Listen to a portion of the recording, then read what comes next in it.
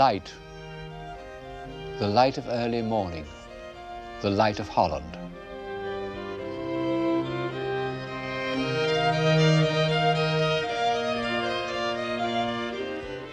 It spreads over the flat fields, it's reflected in the canals, and it picks out distant towers and spires. This was the inspiration of the first great school of landscape, one might almost say skyscape painting.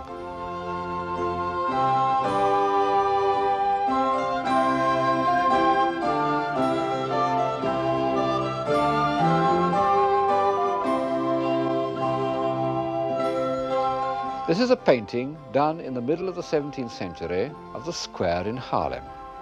You can see it's an old painting because of the clothes the people are wearing, but I can walk into this picture, or rather, into the square.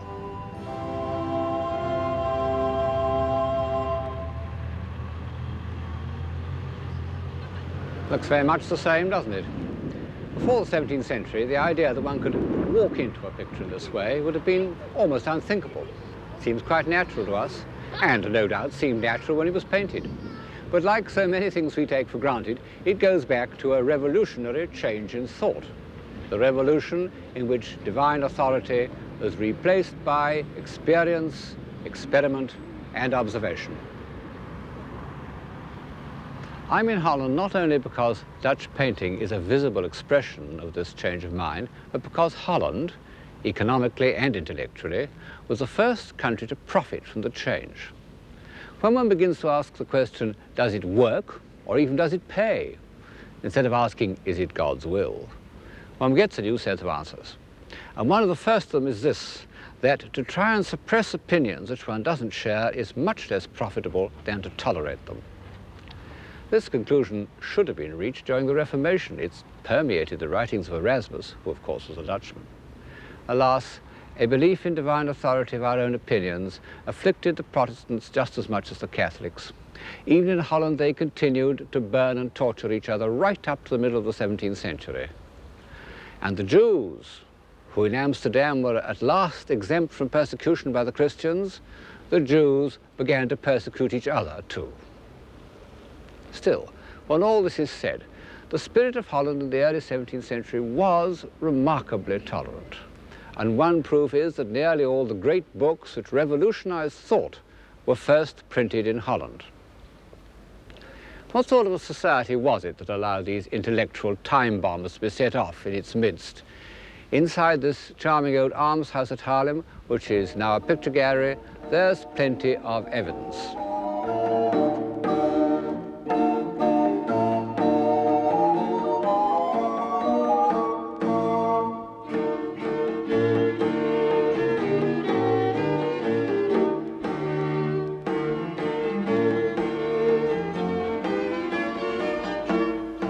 We know more about what the 17th century Dutch looked like than we do about any other society, except perhaps the first century Romans.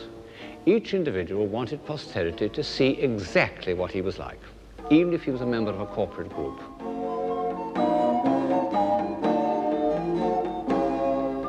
And the man who tells us all this most vividly, the man who painted these pictures, was the Haarlem painter Frans Hals. He's the supreme extrovert. I used to find his works, all except the last, revoltingly cheerful and odiously skillful.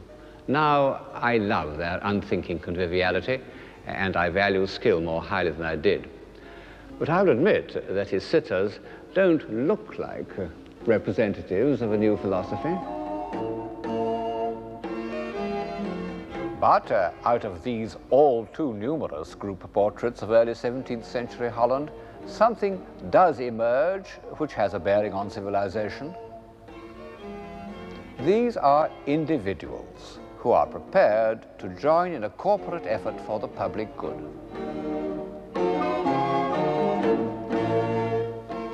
One can't imagine groups like this being painted in 17th century Italy, even in Venice. They're the first visual evidence of bourgeois democracy. Dreadful words, so debased by propaganda that I hesitate to use them. And yet, in the context of civilization, they really have a meaning.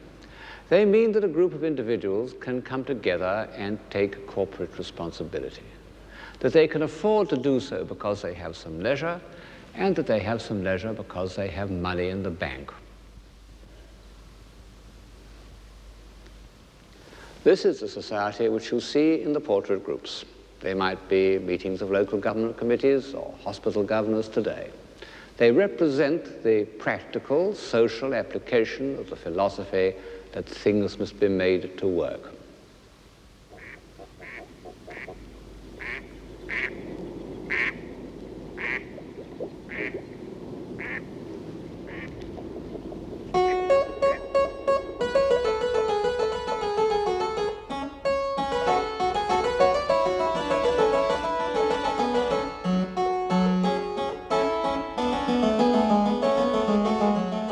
Amsterdam was the first centre of bourgeois capitalism. It had become, since the decline of Antwerp, the great international port of the north and the chief banking centre of Europe. Drifting through its leafy canals, lined with admirable houses, one may speculate on the economic system that produced this dignified, comfortable, harmonious architecture.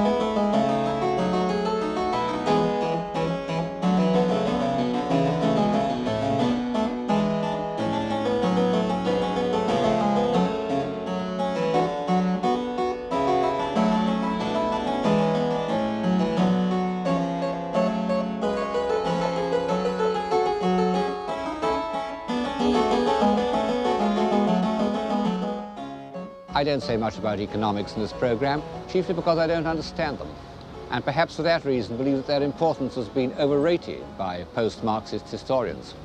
But, of course, there's no doubt that at a certain stage in social development, fluid capital is one of the chief causes of civilization, because it ensures three essential ingredients: leisure, movement, and independence. It also allows that slight superfluity of wealth that can be spent on nobler proportions, a better door frame, or even a more extraordinary tulip. Please allow me 2 minutes digression on the subject of tulips, because it really is rather touching that the first classic example of boom and slump in capitalist economy should have been not sugar, nor railways, nor oil, but tulips. It shows how the 17th century Dutch combined their two chief enthusiasms, scientific investigation and visual delight. The first tulip had been imported from Turkey in the 16th century, but it was a professor of botany at Leiden, the first botanic garden of the north, who discovered its attribute of unpredictable variation, which made it such an exciting gamble. By 1634, the Dutch were so bitten by the new craze that for a single bulb of one tulip, the Viceroy, one collector exchanged 1,000 pounds of cheese, 4 oxen, 8 pigs, 12 sheep, a bed, and a suit of clothes. When the bottom fell out of the tulip market in 1637, the Dutch economy was shaken.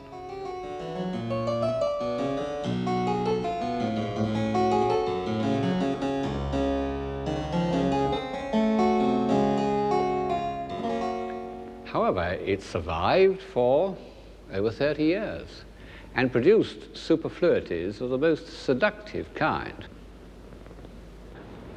What about this little clavichord? Isn't it enchanting?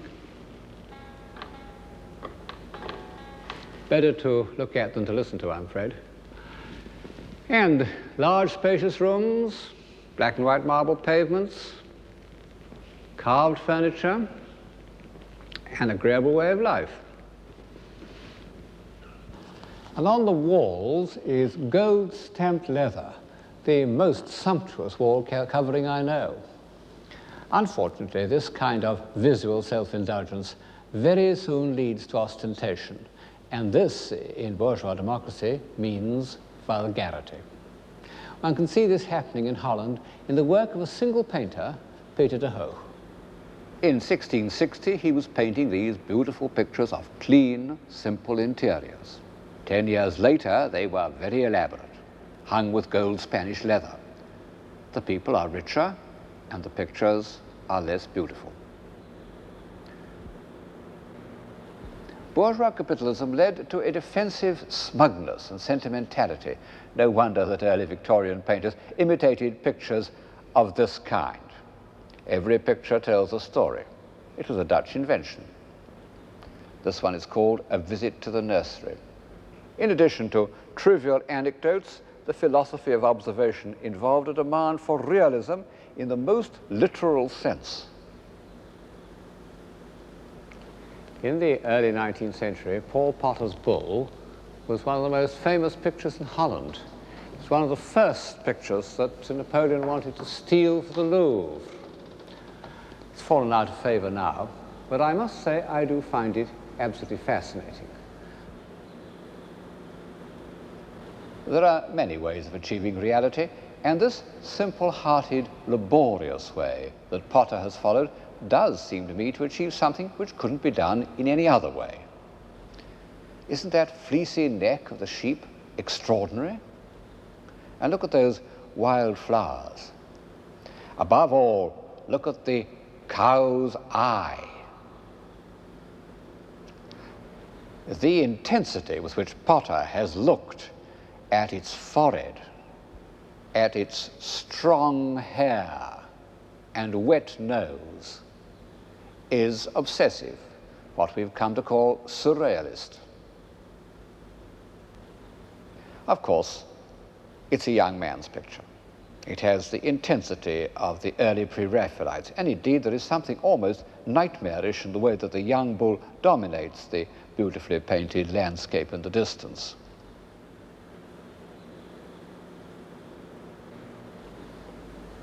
However, one must admit that bourgeois sentiment and realism can produce the most deplorable kind of art. And the determinist historian, reviewing the social conditions of 17th century Holland, would say that this was the kind of painting the Dutch were bound to get.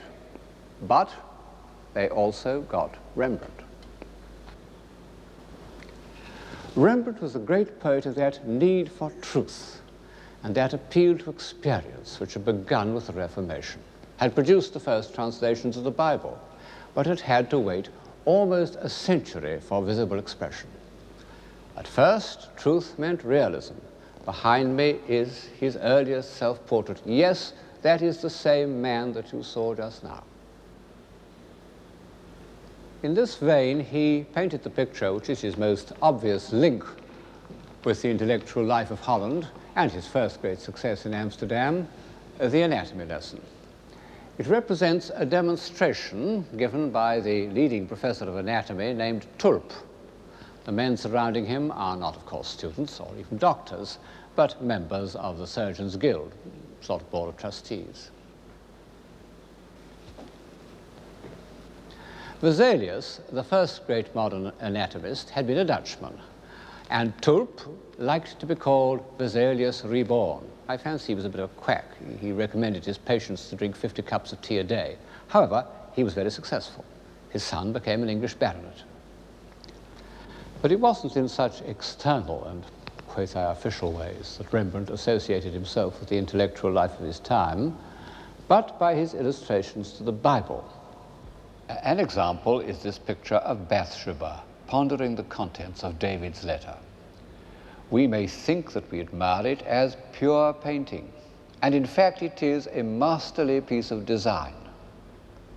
But in the end, we return to the head, where Bathsheba's thoughts and feelings are rendered with an insight and a human sympathy which a great novelist could scarcely achieve in many pages.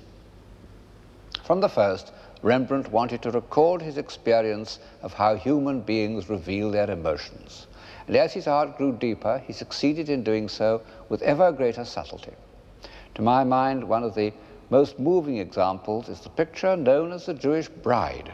Nobody knows what its real title should be, but the subject that Rembrandt had in mind is evident. It is a picture of grown-up love, a marvelous amalgam of richness, tenderness, and trust. The richness expressed in the painting of the sleeves, the tenderness in the placing of the hands, the trust in the expression of the heads.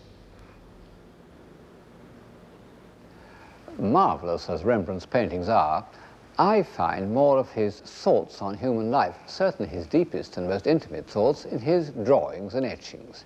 His etchings are the fullest communication any artist has made since Dürer's engravings. And as with Dürer, Rembrandt has put as much into them as into any of his paintings. This is one of the most famous and elaborate of them, Christ healing the sick. And what a marvelous and completely original conception it is. Suffering humanity, poor people coming out of the shades like the prisoners in Fidelio, lugging their sick on wheelbarrows and biers into the light of Christ's divinity. And on the left, these prosperous people, wondering, doubting, criticizing. How extraordinary that this great Tolstoyan picture of human life was done in the time of Richelieu and the beginning of Versailles. One can't talk about Rembrandt without describing the human and, if you like, the literary element in his work. His mind was steeped in the Bible. He knew every story by heart down to the minutest detail.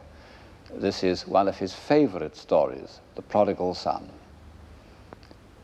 Just as the early translators felt that they had to learn Hebrew so that no fragment of the truth should escape them, so Rembrandt made friends with the Jews in Amsterdam and frequented their synagogues in case he could learn something that would shed more light on the early history of the Jewish people.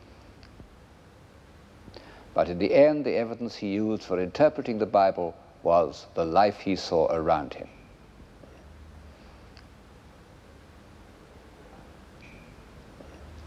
In his drawings and etchings, one often doesn't know if he is recording an observation or illustrating the scriptures. So much had the two experiences grown together in his mind. Did Rembrandt wish to illustrate St. Peter at prayer before the raising of Tabitha, or had he seen a pious old neighbor whose attitude of devotion touched his heart and reminded him of the Acts of the Apostles? Sometimes his interpretation of human life in Christian terms leads him to depict subjects that hardly exist in the Bible, but that he felt convinced must have existed. An example is this etching of Christ preaching the forgiveness of sins. It's a classical composition. In fact, it's based upon two famous Raphaels, which Rembrandt had completely assimilated. But how different is this small congregation from Raphael's ideal human specimens? They are, as you see, a very mixed lot. Some thoughtful, some half-hearted, some concerned only with keeping warm or keeping awake.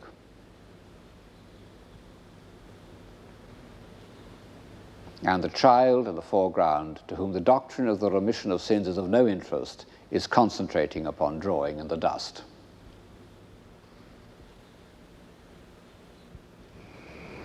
Rembrandt reinterpreted the Bible in the light of human experience, but it's an emotional response based on a belief in revealed truth.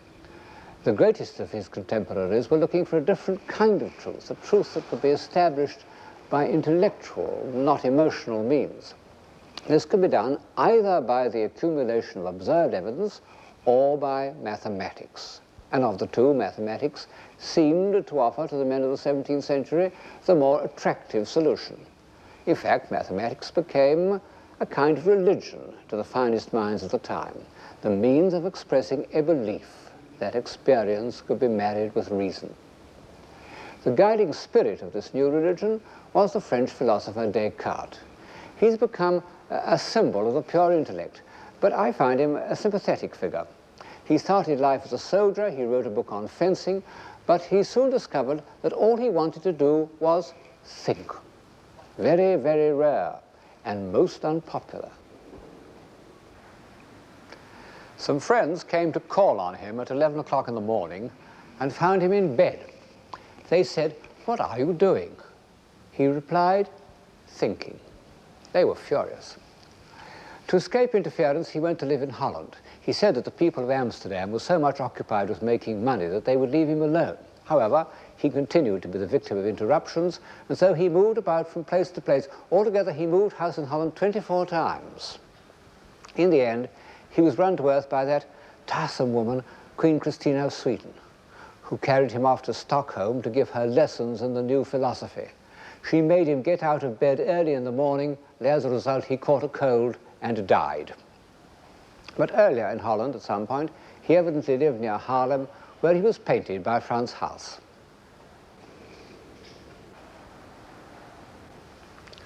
He examined everything rather as Leonardo da Vinci had done: the fetus, the refraction of light, whirlpools, all the Leonardo subjects. These are the original illustrations of Descartes' ideas. He thought that all matter consisted of whirlpools, with an outer ring of large curving vortices and an inner core of small globules sucked into the center. And whatever he meant by this, and perhaps he was only thinking of Plato, it's odd that he should have described exactly Leonardo's drawings of whirlpools, which I suppose he had never seen.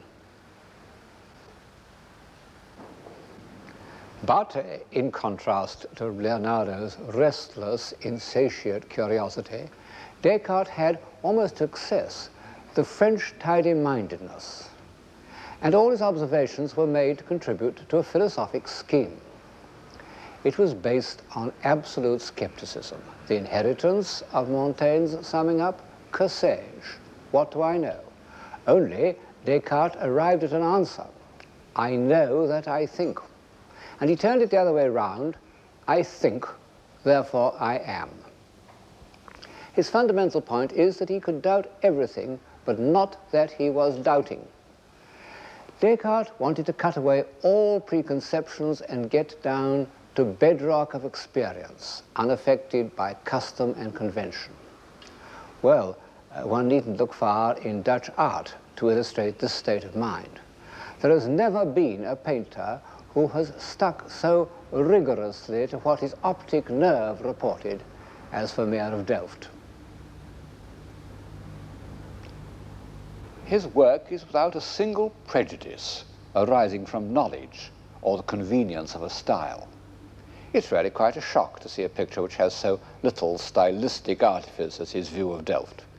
It looks like a colored photograph. And yet we know that it's a work of extreme intellectual distinction. It not only shows the light of Holland, but what Descartes called the natural light of the mind. In fact, Vermeer comes close to Descartes at many points. First of all, in his detached, evasive character. Vermeer didn't change house every 3 months. On the contrary, he loved his house in the square at Delft and painted it continually. His quiet interiors are all rooms in his house, but he was equally suspicious of callers.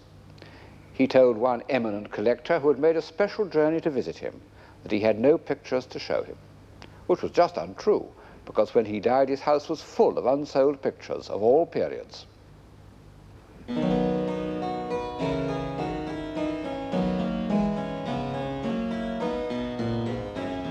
All that he wanted was tranquility in order to enjoy fine discrimination.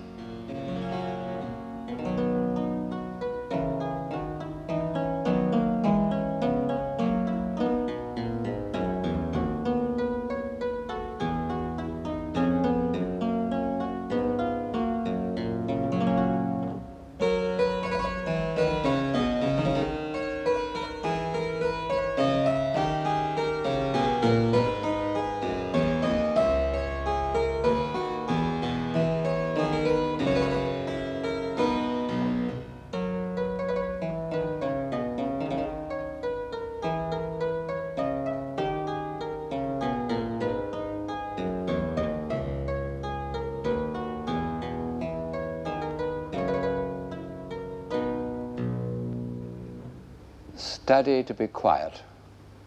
10 years before this picture was painted, Isaac Walton had inscribed these words on the title page of The Complete Angler.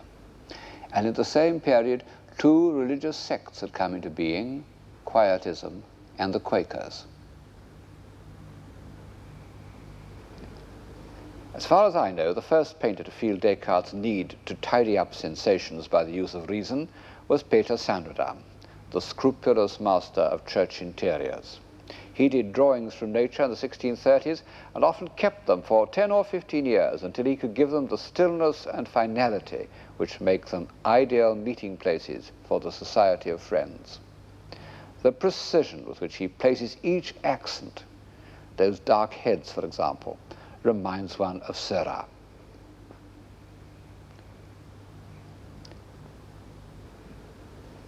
In a picture like this, the balance is tilted towards reason rather than experience. Vermeer manages to preserve an air of complete naturalism. Yet what a masterpiece of abstract design he creates out of frames and windows and musical instruments. One is reminded of the most severely intellectual of modern painters, his compatriot Mondrian. Are Vermeer's intervals and proportions the result of calculation, or did he discover them intuitively? No good asking such questions. Vermeer had a genius for evasion. But as soon as one mentions Mondrian, one remembers that one of Vermeer's characteristics separates him entirely from abstract modern painting: his passion for light. It's in this, more than anything else, that he links up with the other great men of his time. All the chief exponents of civilization, from Dante to Goethe, have been obsessed by light. One could take it as the supreme symbol of civilization. But in the 17th century, light passed through a crucial stage. The perfection of the lens was giving it new range and power. Vermeer himself recorded the increased importance of scientific investigation in pictures like this. He used the utmost ingenuity to make us feel the movement of light. He loved to show it passing over a white wall, and then, as if to make its progress more comprehensible, passing over a slightly crinkled map. At least 4 of these maps appear in his pictures, and apart from their pleasantly light-transmitting surfaces, they remind us that the Dutch were the great cartographers of the age. Thus, the mercantile sources of Vermeer's independence penetrate into the background of this quiet room. In his determination to record exactly what he saw, Vermeer didn't at all despise those mechanical devices of which his century was so proud. The man seated at table talking to a laughing girl, it's a fairly early picture. Later on, Vermeer's figures wouldn't have broken the stillness with extrovert laughter. This man has the exaggerated proportions that one sees in photography. I fancy that Vermeer looked through a lens into a box with a piece of ground glass squared up and painted exactly what he saw. He must have begun this scientific practice quite early. One finds it in this picture of a woman pouring milk, painted before he had perfected his peculiar stillness. The light's rendered by those little beads that one doesn't see with the naked eye, but which appear on the finder of an old-fashioned camera. And yet this scientific approach to experience ends in poetry. And I suppose that this is due to an almost mystical rapture in the perception of light. The enlightened tidiness of De Hooch and Vermeer and the rich imaginative experience of Rembrandt reached their zenith about the year 1660. And in that year, on the night of May the 30th, Charles II of England dined in the Mauritshuis, and the next day he embarked from the Dutch beach at Scheveningen to regain his kingdom. And thus ended the isolation and austerity which had afflicted England under Cromwell for almost 15 years. And as so often happens, a new freedom of movement led to an outburst of pent-up energy.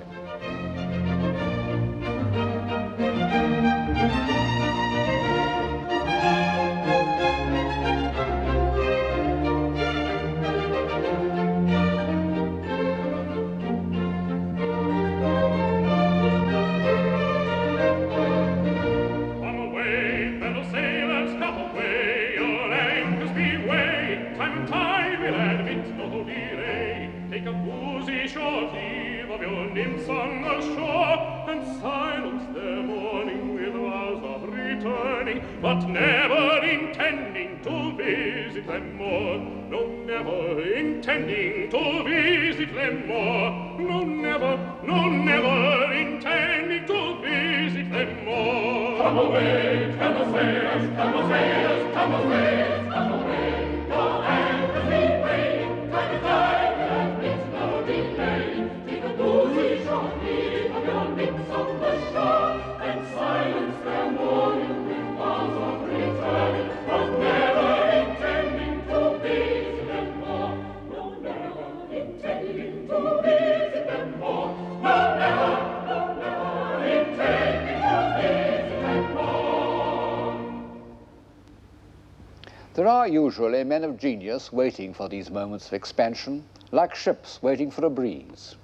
And on this occasion there was in England the brilliant group of natural philosophers who were to form the Royal Society. Christopher Wren, the young geometer who at that date was a professor of astronomy. Robert Boyle, who used always to be described as the son of the Earl of Cork and the father of chemistry. Halley, the discoverer of comets. And towering above all these remarkable scientists was Newton, one of the 3 or 4 Englishmen whose fame has transcended all national boundaries.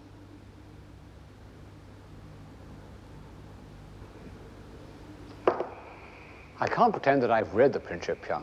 If I did, I wouldn't understand it, any more than Samuel Pepys did when, as president of the Royal Society, it was handed to him for his approval. One must just take on trust that it gave a mathematical account of the structure of the universe, which for 300 years seemed irrefutable. It was both the climax of the age of observation and the sacred book of the next century. Pope, who had probably not as read as much of the Principia as I have, summed up the feelings of his contemporaries. Nature and nature's laws lay hid in night. God said, let Newton be, and all was light. Parallel with the study of light was the study of the stars. This is the octagon room of the original Royal Observatory at Greenwich, founded, as Charles II's warrant puts it, in order to the finding out of the longitude of places and for perfecting navigation and astronomy. And it draws together the threads of this program: light, lenses, observation, navigation, and mathematics. One can walk into that print almost exactly as one could walk into the square in Harlem. And in this bright, harmonious room, one seems to breathe the atmosphere of humanized science. That was Flamsteed's telescope, or very like it. This is similar to the quadrant with which he tried to establish the correct time. It was the great age of scientific instruments. Huygens's pendulum clock, Leeuwenhoek's microscope, Flamsteed himself, who made a giant sextant. They don't look very scientific to us. Indeed, the telescopes really look like something out of a ballet. One can't see through them at all, at least I can't. But nevertheless, the telescope, invented in Holland, although perfected by Galileo, seemed to bring the heavenly bodies within reach of understanding. This is the view of the moon, which Newton would have seen. And the microscope allowed a Dutch scientist named Leeuwenhoek to discover new worlds in a drop of water. This ferocious monster is a water flea. What beautiful pieces of design and craftsmanship astrolabes are, and continued to be for 400 years. And this armillary sphere is really what we think of as a work of art, a mobile. By twiddling it around, one can produce a kind of visual counterpoint. Even this equinoctial dial shows the impress of human personality, what you can call a style. And what about this diptych dial? Oh, one can't imagine a prettier bibelot, and yet it was genuinely scientific, I suppose. Art and science haven't yet drawn apart. And these instruments are not only means to an end, but symbols. Symbols of hope that man might learn to master his environment and create a more reasonable society. And such they remained until the end of the 19th century. When Tennyson was told that a Brahmin had destroyed a microscope because it revealed secrets that man should not know, he was profoundly shocked. Only in the last 60 years or so have we begun to feel that the descendants of these beautiful shining objects may destroy us. This room full of light, this shining enclosure of space, was designed by Sir Christopher Wren. It was built on the spur of a hill overlooking the old Palace of Greenwich, and this too was rebuilt by Wren, transformed from a palace into a naval hospital. How much of what we see is from his design, it's hard to say. By the time the buildings were going up, he was prepared to leave their execution to his two very able assistants at the Board of Works, Sir John Vanbrugh and Nicholas Hawksmoor. But he certainly provided the plan. And the result is the greatest architectural unit built in England since the Middle Ages. It's sober without being dull, massive without being oppressive. What is civilization? A state of mind where it's thought desirable for a naval hospital to look like this and for inmates to dine in a splendidly decorated hall. In fact, one of the finest rooms in England, with a magnificent painted ceiling in the Baroque manner.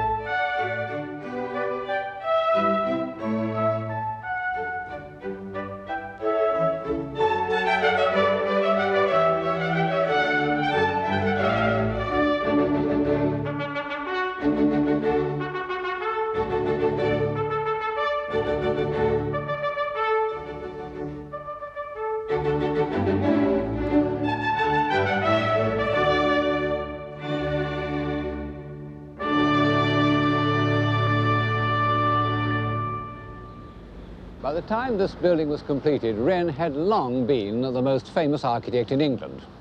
But as a young man, people had thought of him only as a mathematician and an astronomer. And why, at the age of 30, he took up architecture isn't altogether clear. I suppose he wanted to give visible form to his solutions, mechanical and geometrical solutions. But of course he had to learn the rudiments of style, and so he bought some books and he went to France and drew the buildings and met the leading architects. He even met Bernini, who was in Paris at the time, and he saw Bernini's drawing for the Louvre. I would have given my skin for it, he said, but the reserved old Italian gave me but a view. On his return, he was consulted as an engineer about Old St. Paul's, which was in danger of collapsing. He proposed replacing the tower by a dome, but before this very questionable project could be considered, the fire of London broke out, 1666. It ended on September the 5th, and 6 days later, Wren submitted a plan for rebuilding the city. And only then was the ingenious Dr. Wren fully committed to architecture. Ingenious is the word for the results that followed, the 30 new city churches. Each is the solution of a different problem, and Wren's powers of invention never failed. But when he came to the crown and center of the whole scheme, the new St. Paul's, then he revealed something more than ingenuity.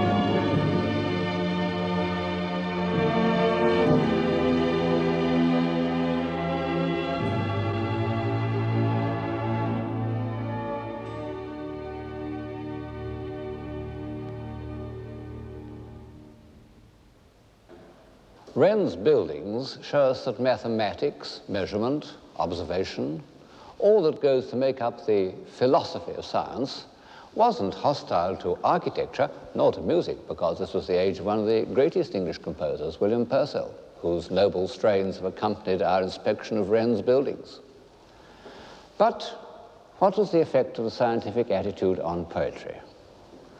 Well, at first, I think it was harmless, even beneficial. When Vaughan wrote, "I saw eternity the other night, like a great ring of pure and endless light, all calm as it was bright," he was giving poetic expression to the same impulse that induced Flamsteed to look through his telescope. I don't suppose that all the members of the Royal Society were completely hostile to the imagination. After all, most of them remained professing Christians. In fact, Newton spent, we would say wasted, a lot of his time on biblical studies. And they continued to use a celestial globe in which the constellations were grouped in the form of men and animals. They continued to accept the kind of personifications that one gets on the ceiling of the painted hall, on which gods and goddesses associate with Flamsteed, the astronomer royal.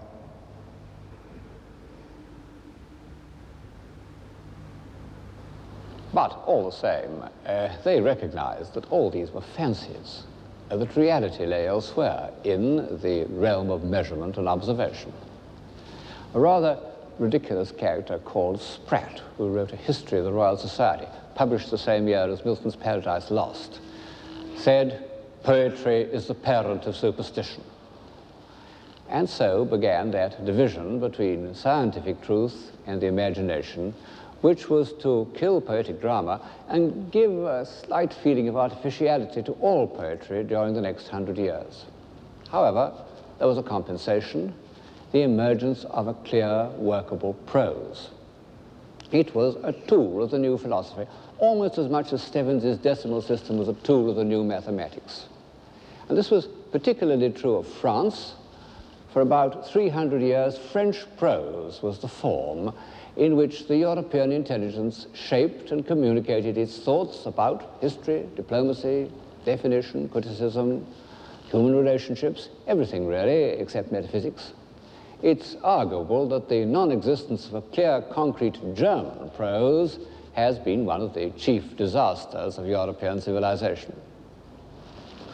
There's no doubt that in its first glorious century, the appeal to experience achieved a triumph for the Western mind. Between Descartes and Newton, Western man created those instruments of thought that set him apart from the other peoples of the world. And if you look at the average 19th century historian, a man like Buckle, you'll find that to him, European civilization seems almost to begin with this achievement. The strange thing is that none of these writers, except perhaps Ruskin, seem to notice that the triumph of rational philosophy had resulted in a new form of barbarism. If I look beyond the order of Wren's Naval Hospital, I see stretching as far as the eye can reach the squalid disorder of industrial society. It's grown up as a result of the same conditions that allowed the Dutch to build their beautiful towns and support their painters and print the works of philosophers. Fluid capital, a free economy, a flow of exports and imports, and its lack of interference, a belief in cause and effect. Well, every civilization seems to have its nemesis, not only because the first bright impulses become tarnished by greed and laziness, but because of unpredictables. And in this case, the unpredictable was the growth of population. The greedy became greedier, the ignorant lost touch with traditional skills, and the light of experience narrowed its beam so that a grand design like Greenwich became simply a waste of money.